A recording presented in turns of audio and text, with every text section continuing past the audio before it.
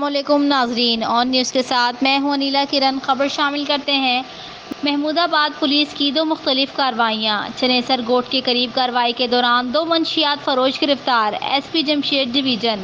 بدنام زمانہ منشیات فروش نصرت پٹھانی کا بیٹا ارباز خان گرفتار۔ فاروق احمد بجارانی۔ دوسری کارروائی میں غلام محمد عرف غلاموں کو منشیات سمیت گرفتار کر لیا۔